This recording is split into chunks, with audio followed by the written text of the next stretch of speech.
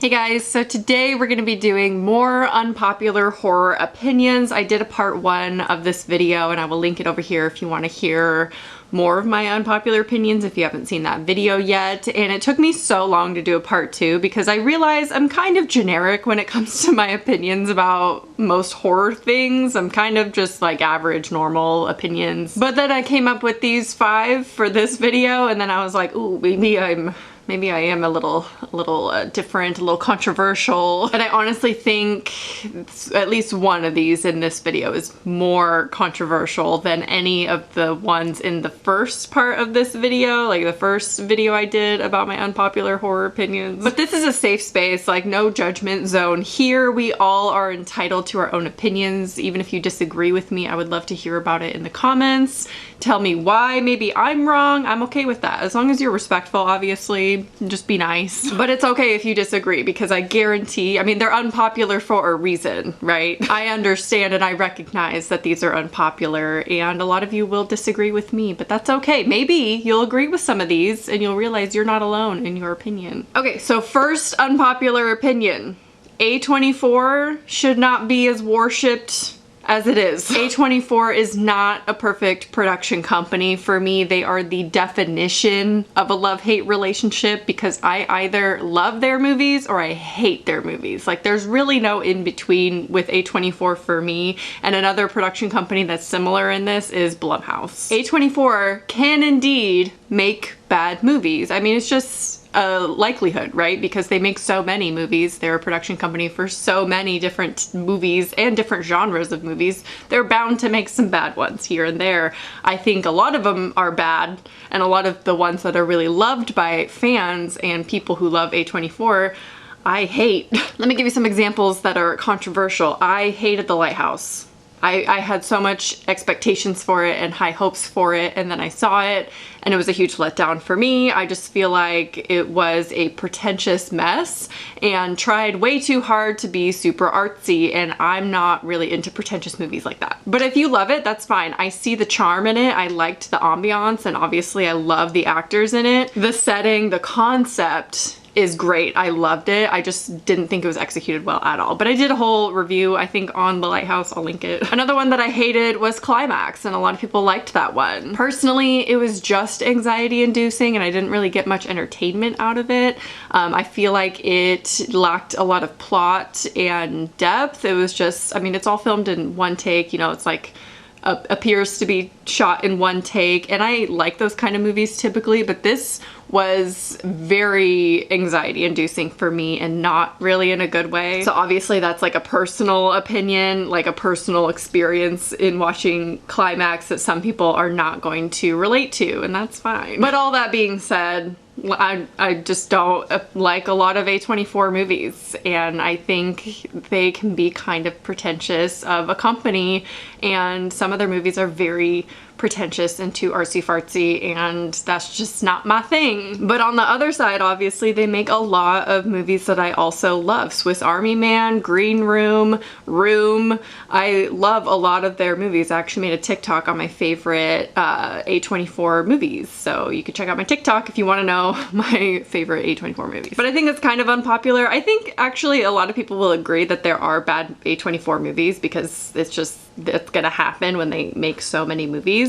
But I think A24 is just like, people are obsessed with it. Like they have their merch and people are just obsessed with A24, and I just personally don't get the hype all the time. Like I said, love, hate. I don't know. The next one is not going to be probably too unpopular because I think a lot of you, my viewership, will agree with me, but I've had people disagree with me on this many times on my channel, and that is trigger warnings belong in horror. If anything, the horror genre is what needs trigger warnings the most. I'm not for like every movie needing a trigger warning for every little thing. I'm not into that. You guys know I give trigger warnings when I think it's appropriate, and I don't give trigger warnings for every single movie because that's just, I don't think it's necessary every single time. So I don't want you to think that I think every movie, every horror movie needs a trigger warning for everything, like gore and there's eyeball trauma and things like that. Like, no. But I do think that those with trauma can watch and enjoy the horror genre. They just don't want to relive their real life trauma. There are certain things that are very triggering to people that they have experienced in real life that happen in a lot of horror movies, and I just don't think that they need to be bombarded with that while they're watching a movie. I think knowing about it before going in is important. And I hate the argument that, well, it's the horror genre. Don't you want to be disturbed? Don't you want to be affected? Not in that way, no. That's the number one comment I get when I talk about trigger warnings in the horror genre is, well, it's horror, what do you expect? It's like, well, there's certain aspects of horror that should be warned about, you know? Like, there are certain things that are exploited in the horror genre that I'm personally not a fan of. Even though I don't have that real life trauma, I don't enjoy them in horror. And it's disturbing and affecting people in ways that's not fun. It's not entertainment anymore. There's one thing to be disturbed by a movie and it still be an entertaining movie, like gore and things like that. That's like, you know, an entertainment type of disturbing thing. But certain types of violence are not fun to watch, even if you don't have that trauma in your life. So I just think that horror movies should have trigger warnings, and I try to do my best in sharing the trigger warnings for movies that I review, which I'm not always the greatest at. So if you do ever, you know, think that a movie deserves a trigger warning, leave a comment when I talk about it. I want to share this resource again because it seems to help a lot of you out, is the website doesthedogdie.com. This website is an amazing resource for people who have certain triggers and want to know if a book, movie, TV show, video game, they have it all, if it has your trigger. And it could be literally anything. They have everything listed that could possibly trigger people. So I think that's an amazing, amazing resource if you want to enjoy media, just in general, not even horror, but specifically horror, because that seems to be the place that needs it the most. I just think more people need to acknowledge that some horror elements are not going to be good for all people. And I'm still, and you're still, a legitimate horror fan, even if there are certain movies or subgenres of horror that you refuse to watch. You do not need to be a fan of every aspect of horror to be considered a horror fan. So don't feel discredited or let people say that you're not a legit horror fan because you won't watch certain movies because of certain things in them. Trust me, you're still a horror fan. My next unpopular opinion: a movie does not need to be great to be good, but I think a lot of you will agree with me on that one. Now let me explain. I typically, when I go to rewatch a movie for entertainment purposes, I don't gravitate towards the movies that are like really well done, like The Witch or Hereditary or something like that. Ironically, both A24 movies, and I just talk some shit on A24. But if I'm going to rewatch a movie, the ones that have rewatchability to me are not the really amazing like cinematic experiences, right? They're more like the fun, slightly cheesy, I guess, or bad, I don't know. My favorite movie of all time is The Ring, and that is obviously not an Oscar-winning movie or Academy Award, whatever the thing is. Obviously not the perfect movie. It has its faults and flaws, but that's my favorite movie. So I just think that a movie does not need to be super like amazing cinematically in order to be a good movie. But I think that's pretty well known and accepted and a common opinion, maybe. Next up, the Conjuring franchise needs to be done. Did I already say that one? I'm worried I said that one.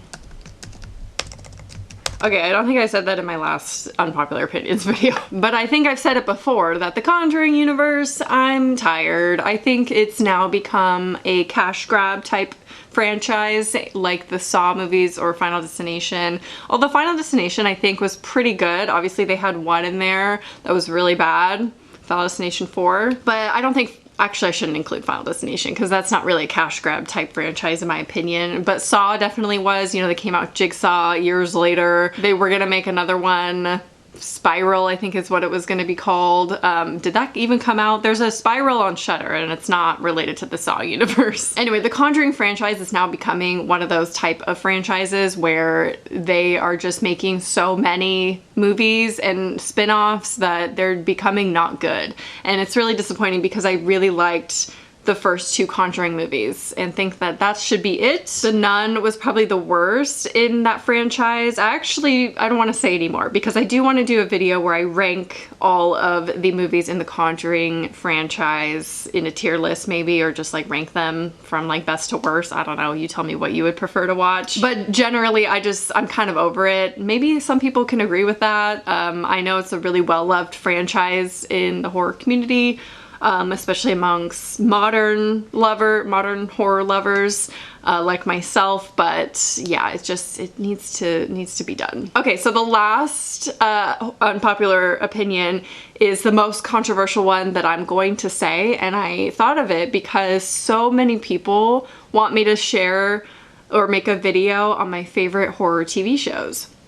And my opinion about it is horror TV shows are not that great. Are there exceptions to this? Absolutely. Just like when I said home invasion movies are not good, there's exceptions to the rule. I shouldn't call it a rule because I'm the only one that thinks that. I struggle with watching horror TV shows. I will get one started and it's really rare that I will finish it. That's why it's taken me so long to finish Bly Manor, even though I would say that's not even a horror show. There's like a couple things sprinkled in, but it's mostly like a romance drama. Hill House is an exception to this opinion though, because I obviously loved Hill House. I've decided now that I don't like American Horror Story anymore, so there's that. That's kind of controversial. Maybe not unpopular. I'm not gonna say it's unpopular because I think a lot of people are tired of American Horror Story. Actually, that's a franchise that should be done as well. They should have stopped at 10. Like 10 is too many anyway. The last like 5 have been questionable. Although this new one, I think it's gonna be like mermaids or sailors or something water-based, which I think it has potential,